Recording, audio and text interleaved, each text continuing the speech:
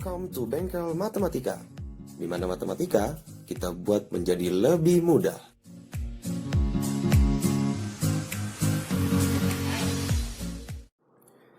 Oke, di video saya kali ini saya akan menjelaskan tentang submateri teorema sisa.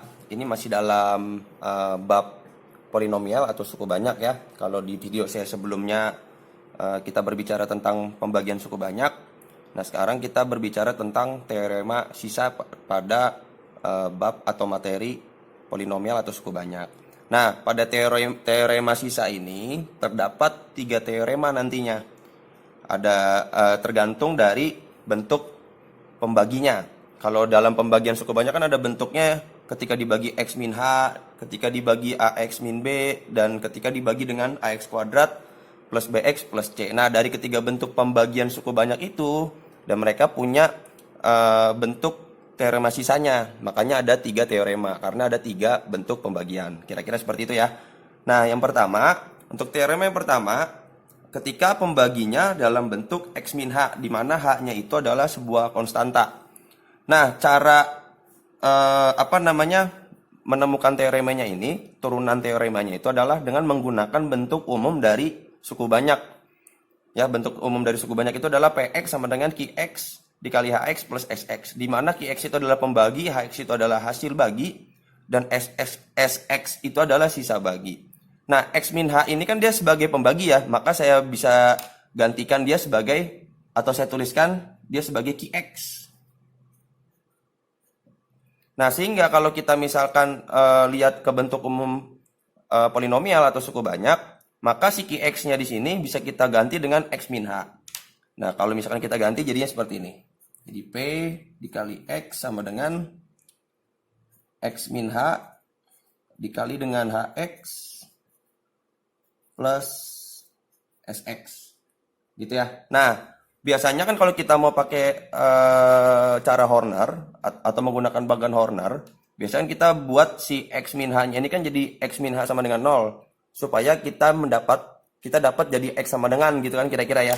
Nah, ini kita lakukan hal yang sama juga pada si X min H-nya. Jadi kita anggap X min H-nya itu sama dengan 0. Kita cari si pembuat 0-nya, kira-kira seperti itu ya.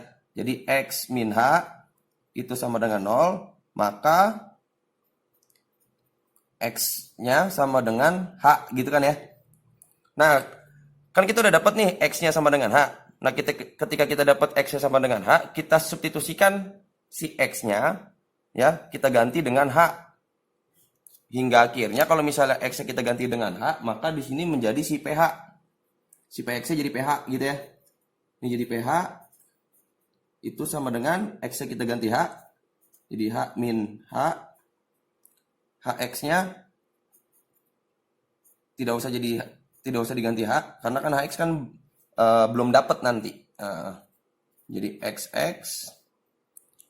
Nah, si PH-nya itu, karena H dikurang H itu adalah 0, dikali dengan HX plus SX, maka ini kan 0 dikali HX itu kan pasti nanti hasilnya 0 gitu ya.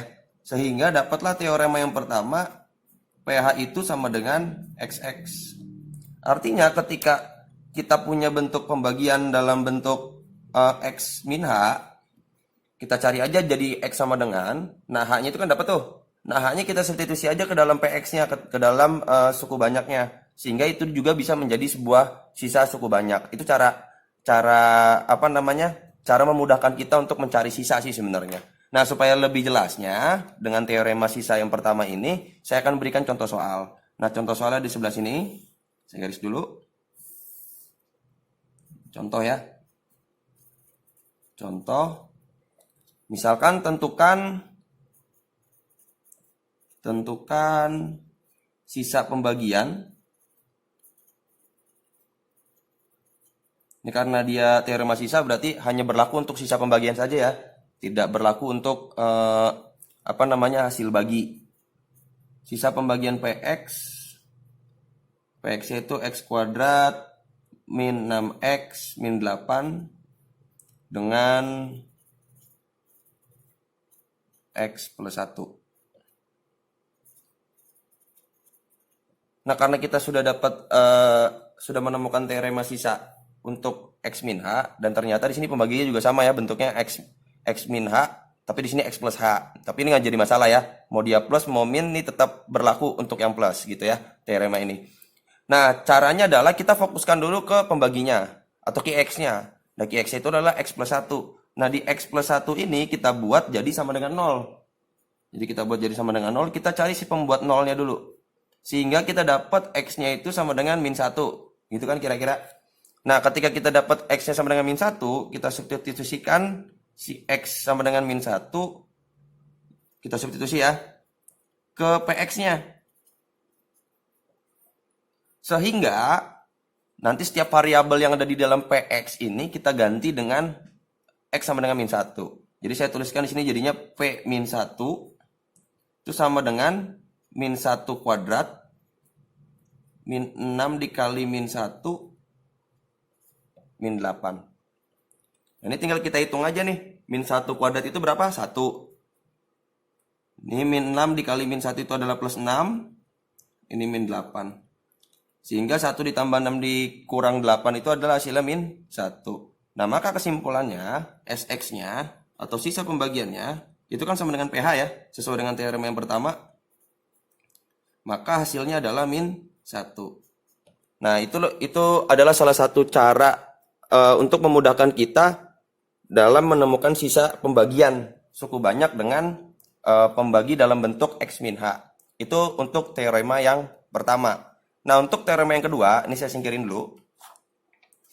Nah, untuk teorema yang kedua, ketika pembaginya dalam bentuk AX min B, di mana A-nya itu adalah koefisien dari X dan B-nya adalah konstanta. Ya, jadi dengan cara yang sama seperti di teorema 1 tadi, kita substitusikan si AX min B-nya, si AX min B ini kan pembagi ya, maka saya tuliskan ini sebagai QX. Kita substitusikan QX-nya ini, QX sama dengan AX min B itu ke dalam QX di dalam bentuk umum suku banyak. Jadi saya tuliskan di sini jadi PX sama dengan AX min B dikali HX plus SX. Nah, kan kira-kira kayak gitu ya.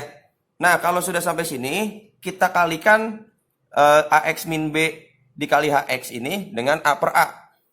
Jadi PX itu sama dengan A per A, AX min B, ini HX plus SX. Nah, si AX min B-nya ini kita kasih A yang penyebut, dan HX-nya kita kasih yang pembilang. Jadi agak sedikit beda dalam pembagian suku banyak ya. Kalau dalam pembagian suku banyak kan bentuk AX min B kan dia, yang AX min B-nya kan dikasih yang pembilang. Nah, kalau sekarang dikasih yang penyebut. Sehingga kalau ini dikali, ini kan A-nya habis.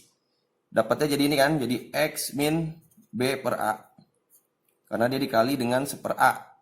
Nah, yang A pembilang kita kalikan dengan HX. Jadinya AHX plus SX. Nah, dengan cara yang sama seperti teorema 1, kita buat X min B per A-nya itu jadi sama dengan 0. Jadi saya tuliskan di sini ya. Saya tuliskan yang ini, kita buat jadi sama dengan 0, jadi X min B per A sama dengan 0. Sehingga kalau kita mau cari X-nya, kita buat jadi X sama dengan, maka X-nya jadi sama dengan B per A. Nah, X sama dengan B per A-nya ini kita substitusi juga sama ke dalam X min B per A-nya. Ke dalam X yang ada di sini nih, kira-kira gitu ya. Jadi si P-nya karena di sini dalam bentuk X, kita ganti dalam bentuk B per A. Jadi P dalam kurung B per A sama dengan X-nya kita ganti B per A min B per A dikali A. X-nya berubah ya. Jadi B per A ditambah SX. X di S ini nggak usah berubah karena kan kita mau cari teorema sisa kan ya. Oke. Nah, B per A dikurang B per A itu kan habis 0 jadinya. Jadi saya tulis jadi 0. Yang ini kan tetap nih.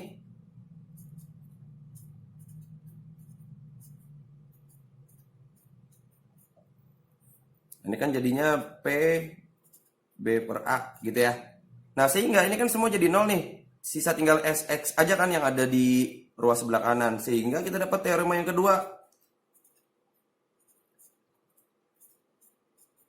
Nah, teorema yang kedua, ketika sesuatu suku banyak dibagi dengan pembagi dalam bentuk AX min B, maka sisa pembagiannya itu adalah P sama dengan B per A. Ya, jadi hampir sama seperti teorema yang pertama.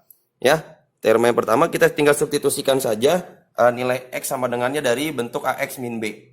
Ya, jadi kita buat dia dalam bentuk X sama dengan. Kita substitusi ke dalam suku banyaknya. Jadi setiap variabel X yang ada di dalam PX-nya itu kita ganti dengan B per A. Atau si hasil jadi dari pembagian ini.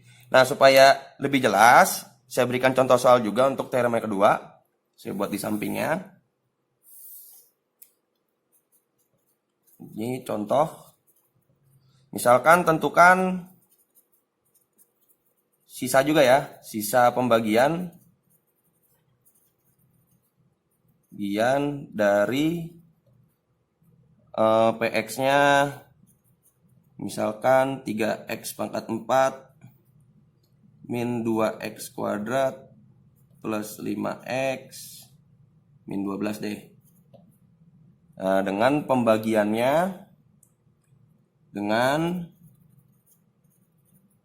pembagiannya adalah, atau QX-nya ya, saya tulis QX itu sama dengan 3x min 1. Nah, cara menjawab soal yang untuk contoh soal ini adalah kita tetap sama, fokuskan dulu kepada QX-nya atau pembaginya, yaitu 3x min 1. Kita buat 3x min 1 ini menjadi sama dengan 0. Supaya kita bisa cari si pembuat nolnya. Sehingga X-nya itu jadi sama dengan sepertiga kan ya. Kira-kira gitu kan ya. Nah, ketika kita dapat X-nya sama dengan sepertiga, X sama dengan sepertiga itu kita substitusi ke PX-nya.